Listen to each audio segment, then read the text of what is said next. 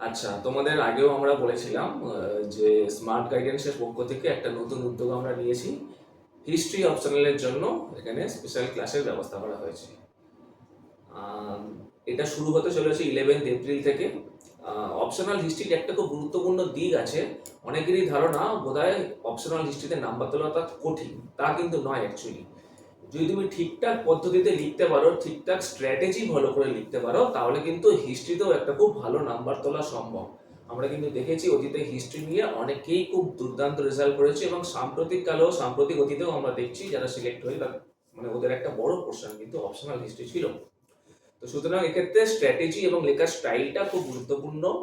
ল্যাঙ্গুয়েজটা কিন্তু এখানে গুরুত্বপূর্ণ নয়, তোমরা যে কোনো ল্যাঙ্গুয়েজে লিখতে পারো। একটা মিথ আছে যে বাংলা বা ইংলিশ কোন ল্যাঙ্গুয়েজে লিখবো, ইংলিশে লিখলে হয়তো বেশি নাম্বার পাওয়া যায়। অ্যাকচুয়ালি তা নয়।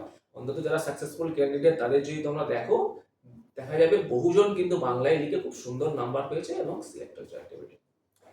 তো এখন ব্যাপারটা হচ্ছে হিস্ট্রি অপশনাল আমরা লিখবো কিভাবে। আমরা যে 11 এপ্রিল থেকে যে উদ্যোগটা শুরু করতে চলেছি, এখানে আমাদের স্ট্র্যাটেজি কি হবে, এখানে আগেও বলেছি প্রত্যেকটা ক্লাসে যেটা করা হবে, প্রিভিয়াস ইয়ার্স এর কোয়েশ্চেনগুলো কোন চ্যাপ্টার থেকে ইম্পর্টেন্ট পরীক্ষা এসছে বা আসতে পারে সেটা নিয়ে প্রথমে আলোচনা হবে।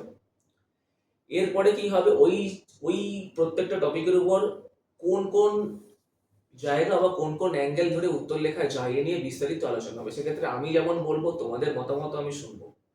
এরপরে তোমরা উত্তর লিখবে, সেই উত্তরে কোথায় ইমপ্রুভমেন্টের জায়গা আছে, কোন পয়েন্টটা মিস হয়ে গেল, এইগুলো নিয়ে যেমন আলোচনা করব, অবশ্যই বেশ কিছু প্রশ্নের কিছু মডেল আনসারও আমি প্রোভাইড করব। তো এইভাবে যদি ক্রমান্বয়ে প্র্যাকটিসের মাধ্যমে এগোনো যায়, এবং অবশ্যই তারপরে আছে ফুল লেন্থ মক, যেখানে তোমাদের প্রস্তুতি কেমন জায়গায় গেল, তোমরা কেমন লিখছো, সেগুলো নিয়ে আমরা আলোচনা করব। তো এইভাবেই আমাদের অপশনাল হিস্ট্রি ক্লাসটাকে আমরা এগিয়ে নিয়ে যাব। এখানে খুব গুরুত্বপূর্ণ ব্যাপার হচ্ছে, যারা অলরেডি আমরা এই পথটা পেরিয়ে এসেছি, ঠিক আছে, তারাই তোমাদের হচ্ছে গাইড করছি। ফলে আমরা জানি জার্নিটা কিরকম বা কোন জায়গা থেকে ইমপ্রুভমেন্ট করা যায় কোন স্ট্র্যাটেজিতে লিখলে।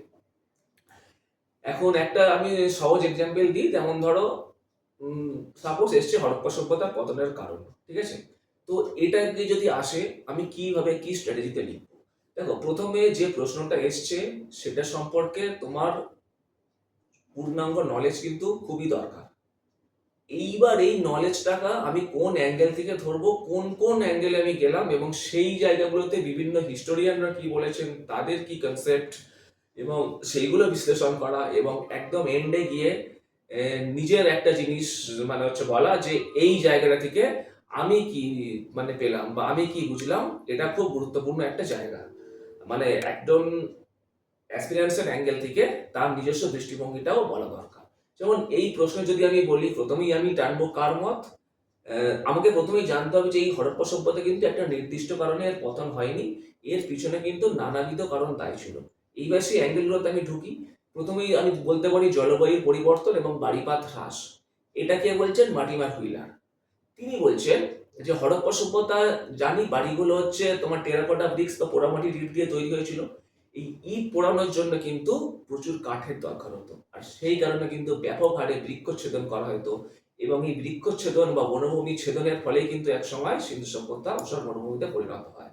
ফলে এই কারণটা একটা অত্যন্ত গুরুত্বপূর্ণ কারণ। এরপর আমি আর একটা আসি, কৃষিভিত্তিক সংকট। এইটা বলছেন তোমার আর এস শর্মা। আর এস শর্মা কি বলছেন, যে বাড়িপাস হ্রাস পাওয়ার ফলে, মানে বৃষ্টি হ্রাস পাওয়ার ফলে যেটা হলো, সেটা হলো একদিকে তো পানীয় জলের সংকট দেখা গেল, আর এক ক্ষেত্রে কৃষিকার্য যে জলটা প্রয়োজন সেটা পাওয়া গেল না। ফলে কৃষির ফলন কমতে থাকলো, এবং এর এফেক্ট গিয়ে পড়লো সিন্ধু সভ্যতা পিছিয়ে চলে গেল। এটাও কিন্তু সিন্ধু সভ্যতা ধ্বংসের একটা অত্যন্ত গুরুত্বপূর্ণ কারণ। এরপরে আমি বলতে পারি তোমার ডিডি কোশাম্বীর যে মতামত, তিনি বলছেন অর্থনৈতিক সংকট।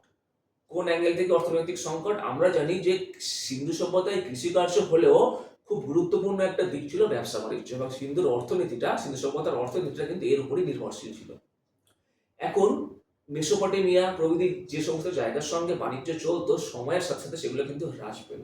এর ফলে একটা প্রবল অর্থনৈতিক সংকট দেখা দিল, যা এই সভ্যতাকে পতনের মুখে ঠেলে দেয়। এটা একটা গেল। এবার মনে হতে পারে হঠাৎ করে কেন এই ব্যবসা বাণিজ্যটা হ্রাস পেল। এর পিছনে কারণ কিন্তু তখন ব্যবসা বাণিজ্যটা মূলত নদীপথে হতো। আর দেখা গেল কি, সিন্ধু নদে ক্রমাগত যে মানে পলি জমেছিল, সেই পলি সংস্কারের কোনো ব্যবস্থা কিন্তু সিন্ধুবাসীরা করেনি। ফলে তোমার হচ্ছে তোমার এটা হ্রাস পেলো, মানে হচ্ছে নদীর যে এটা ছিল নাব্যতা কমে গেল এবং এখানে বারবার বন্যা হতে লাগলো। আমরা দেখেছি মহেঞ্জোদারো নগরীর ধ্বংসের পিছনে বন্যা কিন্তু খুব গুরুত্বপূর্ণ একটা কারণ। রবার্ট রাইক্স কিন্তু ঠিক এই মতবাদটাকেই তুলে আনছেন, তিনি বলছেন বন্যা সিন্ধু সভ্যতার ধ্বংসের পিছনে কারণ। বোঝা গেল? এছাড়া আর কোন কোন জায়গা আমি বলতে পারি? একটা বলতে পারি যে নাগরিক সভ্যতার অবক্ষয় বা নাগরিক সভ্যতার পতন, যেটা বলছেন স্টুয়ার্ট পিট। স্টুয়ার্ট পিট কি বলছেন? যে সিন্ধু সভ্যতার যে এত উন্নত নগর ব্যবস্থা ছিল, এত স্ট্রাকচার হইতে তৈরি ছিল, উন্নত পয় প্রণালী, সেখানে কি হলো? রাস্তা অবরোধ করে বাড়ি তৈরি, মানে গলিতে ইটের পাঁচা স্থাপন, অর্থাৎ পৌর নিয়মের প্রতি আনুগত্য কমে গেল, যেটা কিন্তু সিন্ধু সভ্যতাকে পতনের মুখে আস্তে আস্তে ঠেলে দিল। আর শেষে মার্টিমান হিলারের আরো একটা জিনিস আমি বলবো, তিনি বলছেন যে বৈশত্রুর আক্রমণ, স্পেশালি আর্যদের আক্রমণ। কেন? সিন্ধুর অধিবাসীরা কিন্তু লোহার ব্যবহার জানতো না, অথচ সিন্ধু সভ্যতা ধ্বংসের পর যে নরকঙ্কাল পাওয়া গেল, সেটাতে কিন্তু লোহার অস্ত্রের আঘাত দেখা গেল। আমরা জানি আর্যরা লোহার ব্যবহার জানতো এবং তাদের যে গড মানে ইন্দ্রকে কিন্তু বলা হতো পূর্ব নগর ধ্বংসকারী।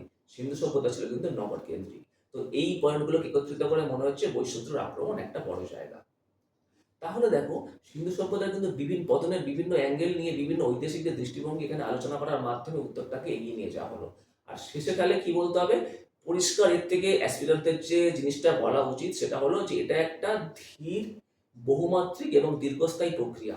এবং ইরফান হাবিব এবং রমিলা থাপরের উদ্ধৃতি নিয়ে আমি এখানে বলবো যে সিন্ধু সভ্যতা, তাহলে এটাকে কোল্যাপস বলা যায় না, এটাকে বলা হয় ট্রান্সফরমেশন, মানে গ্র্যাজুয়ালি বিভিন্ন জায়গা বিভিন্ন কারণে কিন্তু ধ্বংসের মুখে চলে গেল। সেখানে একদিকে যেমন জলবায়ু পরিবর্তন দায়ী, আরেকদিকে দায়ী ছিল অর্থনৈতিক অবক্ষয় এবং অবশ্যই তার সাথে কি দাঁড়ালো? বৈশত্রুর আক্রমণ। তাহলে এখান থেকে কি শিক্ষা পাওয়া গেল বলতো? একটা সভ্যতা যতই উন্নত হোক না কেন, জলবায়ুতে যে চেঞ্জ, সেখানে যদি আমরা গুরুত্ব না দিই এবং অর্থনীতিকে যদি আমি ঠিকঠাক ধরে রাখতে না পারি, তাহলে কিন্তু সেই সভ্যতা পতনের মুখে পড়বেই। বোঝা গেল? অপশনাল লিস্টের বিভিন্ন উত্তর আমরা এইভাবে সুন্দরভাবে স্ট্রাকচার হইতে লিখবো। অনেক প্রশ্ন আছে কিন্তু যেখানে বিভিন্ন অ্যাঙ্গেল তুমি পাবে না, একটা অ্যাঙ্গেলে বিভিন্ন ডাইমেনশনে ভাবতে হবে। আবার অতিরিক্ত কিন্তু আমরা হিস্টোরিয়ানদের মতামত বা কোটেশন দিয়ে একটা উত্তরকে মানে ভারগ্রস্ত করে তুলবো না, তাহলেও কিন্তু সেটা ঠিকঠাক মানে হবে না, শুনতে খারাপ লাগবে। তো কোথায় কতটা জিনিস দেবো, এই জায়গাগুলো নিয়ে কিন্তু আমরা পুঙ্খানুপুঙ্খ আলোচনা করব। এবং এই যে নতুন উদ্যোগটা অপশনাল হিস্ট্রির ব্যাচ শুরু হচ্ছে 11 এপ্রিল থেকে। তোমরা যারা আগ্রহী তারা নিচের দেওয়া নাম্বারে আমাদের সাথে যোগাযোগ করতে পারো। ধন্যবাদ।